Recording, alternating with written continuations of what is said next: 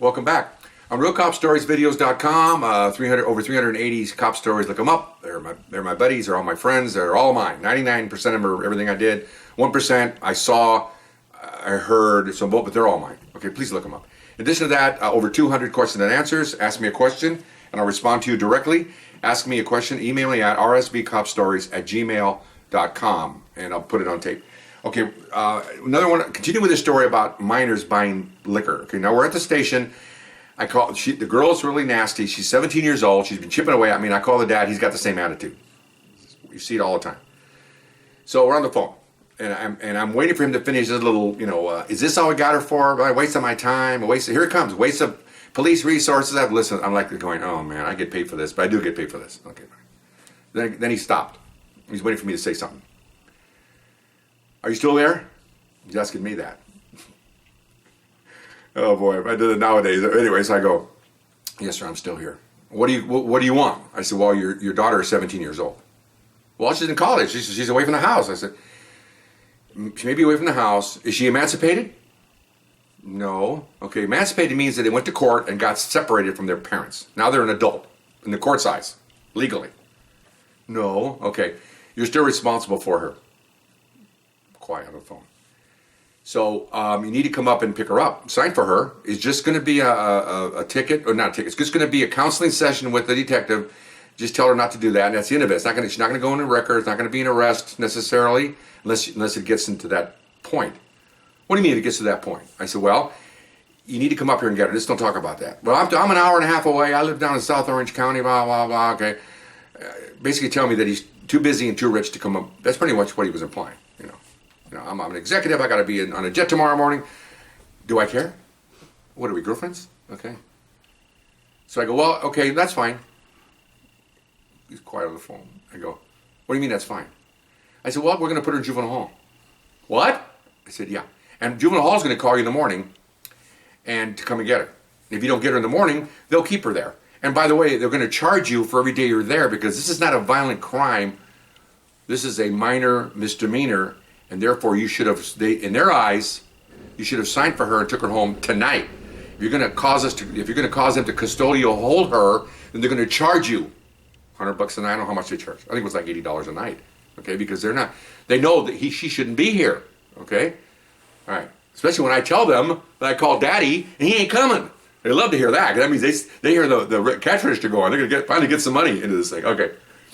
Oh, well, what if I don't show up? Sir, I explained to you, we're going to put her in juvenile hall. Well, I'm not sure, that's not, I have to call my attorney. Well, you can call whatever you want, sir, but I know where you live, because I'm from Southern California. I go, it's 10 o'clock at night on a Wednesday night or whatever night it was. Maximum 1 hour drive to get here. Traffic's fine. So it's now 10:30. If you don't get here by 11:30, don't even show up because she's going to be gone. Not going to hold her any longer than that. Oh, what if I have traffic? Doesn't matter. Doesn't matter. What if sir, 11:30, you have 29 minutes. It's my turn now, okay? Okay, who do I ask for? Give my name, just come to the desk, I'll wait for you. Okay, all right, well, I have to talk to somebody about this. Well, you have 28 minutes. Not 48. You have 48 minutes, okay? 58 minutes. Oh, my math is really good here. Anyway, you know what I'm saying. I'm ticking off the minutes. It was 59, now it's 58. I'm trying to get him to get off the phone and do something, and he did. Okay, fine. So I go to my supervisor. And I'm learning now to be on my own kind of make these decisions. But usually I would go to a store. What do you want? Well, now I'm doing it myself because I've done this before. My second vice store, got about 10 years on. So I've pretty much been there. So you did perfect. You did great. Okay, fine. So we finished the paperwork. She's now cowering. She's now just sitting like a regular person, not chipping anymore. She learned her lesson in the room with two prostitutes, scared the heck out of her. So we're doing the paperwork and I bug in his book, and I call the desk, if somebody comes in and asks for me, fine. So about 40 minutes, which is about right. Okay, yeah. Turns out he was a place with a beach name behind it. I won't name it. It doesn't really matter, but it's a beach community, south, very ritzy, very rich. Okay, very nice. That's where they're from. Okay. And so, pull up, people come in, the desk calls me. Remember now, we're working in a minority division. 80% black, 20% Latino. That's usually what comes into the station. victims, witnesses, families, parents, and it's just a nice mix of people. It's real world stuff here. Here comes a couple in with, one guy's got a suit, Caucasian.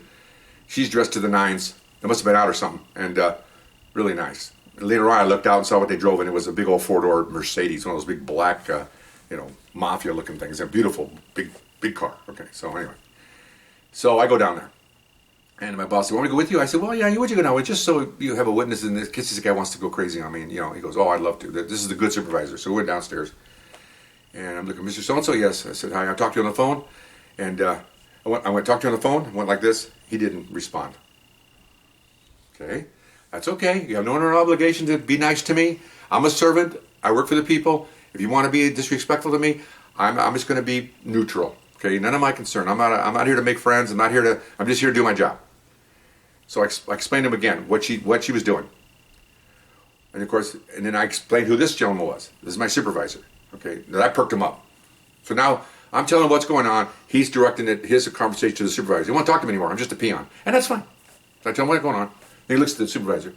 "Well, I don't think law enforcement spends so much time on doing this menial kind of work, Sir, that's our job. "Well, I know, but, it seems like an all-manpower." Sir, we have almost 200,000 people here. We have 4 vice cops. So get off this, please. You're not going to change anything. "Well, okay. Well, he threatened to put my daughter in juvenile hall." I said, "No, my officers don't threaten anyone. He just told you what's going to happen. You consider it a threat. You consider whatever you want." He's really good. He goes, he made lieutenant eventually, but he goes, "So if you want to interpret that, that's your responsibility." And then finally he said, my boss, "Are you going to sign for her or not?" He's already up to here with him, okay? "Or is she going to go to juvenile hall?" "Well, I guess I have no choice." "Oh, no, you have a choice." Now I'm just sitting back watching this, because again, I learned from this when I became a supervisor. You have a choice. Sign this. He puts it right in front of her with a pin. In about 10 seconds, we're going to pull that back, and she's going to juvenile hall, and you go pick her up down there. "Oh, okay. Well, fine. It's going to be that way." So he signs it. Give him a copy. You have to come back to the station in a couple of days with her, talk about this. It's like a 10, 15-minute conversation with the detective saying, shouldn't be buying booze, shouldn't do it, and that's it. Because it's a juvenile. You don't prosecute them for that. Can't make juveniles go to for murder nowadays, let alone for buying beer. Come on. Okay. He wasn't happy. Okay, so then go back, and she's sitting there. She's sitting now by herself in a cell. I come in. "How you doing?" "How you doing, officer?" I said, "Okay, your parents are here. You can go now." "My dad came here?" I said, "Well, it's your dad." "Oh, he's kind of busy all the time." Wow. Okay. Cats in the Cradle kind of thing, right? If you go look that one up, the song, okay? I went, "Well, we called him up." But I didn't want to tell her, because the look on her face when she was so surprised that he came and got her, I could have said, "He's an a-hole." I know, I'm not going to do that, because I had children at the time. I'm not going to, she's got her own little world to live in with him. So I said, "Yeah, well, we called him, and, he came, and I think that's his wife with him." Does she have, I described her. "Oh, yeah, that's my mother." Oh my gosh, they keep, wow, he's supposed to go out of town. She's already saying why he couldn't come and get her. Really weird. Kind of sad, all the money in the world, and it's obvious she's not happy. But anyway, I don't know. I'm not a psychiatrist. I'm just a flatfoot cop, okay? So I take her out. Do you know, I told her, now I'm talking to her. "Do you learn your lesson here?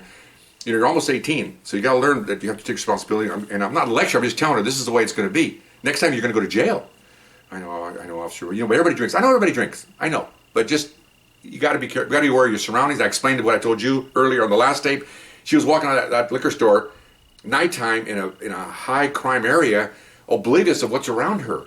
Okay? I told her, you might want to go to like a brighter place, like a 7-Eleven or one of these gas stations that have these really neat, stores in the gas stations where everything's lit up, everything's bright, people walking around, and not in a dark place where a dark mom and pop liquor store at the end of a residential block. I mean, "Okay, I understand. Okay, you be careful. You take care of yourself." Okay, so, "Well, thank you very much, Dad." Okay, fine. So I take her outside. Dad didn't say much to her. She said, "Hi, Mom. Hi, Dad." He goes, "No, let's go." I mean, just, oh boy, Now I think back, I'd like to adopt her and have my wife and I take care of her, because she needed something. It looks sad. It was sad. I'm sorry, it didn't look sad. It was sad. No, man, if my daughter had been in trouble, I come and got her, we'd have been hugging and crying each other. "I'm so sorry." She would have apologized to me. I would have said, "What did I fail?" I mean, all this normal stuff. No, cold as rain, man. Cold as ice. Not even saying. And once she came out and they were gone, we just stood there, and he didn't say thank you or goodbye or F you or anything. He just left. That's why I walked out kind of behind him. I'm looking, and I see this big old car. No words were spoken. The time they got her, or she came out. I think he might have said, let's go or something. Once they walked down, Mama didn't say anything to her. Dad didn't say anything to her. I don't know what they did in the car. No emotion from anybody, including the poor girl. Well, she was a little emotional because her dad was there. And they get in the car, and out they go to their rich area. And I just like, even my supervisor goes, well, what was that all about? I said, I don't know. I said, it's really weird. And he had like a 12-year-old. He goes, wow. I said, that's a weird thing. It is weird because, you just don't, not that money's going to make you happy, but you think if he's a big hotshot businessman and he's got a nice daughter that's got a scholarship to the famous university, really, it's sad. It's just for a beer. And you find out you find out what people are made of, just a really small little arrest for a really minor thing, and you sit there and you get schooled in this. You get a little bit of like, wow, you look at each other like, my partner comes out and you get a little bit of education from this incident. Maybe it makes you love your wife better, or your daughters, or your children. It's really, I'm not going to philosophical here, but it's just a weird thing here that happened.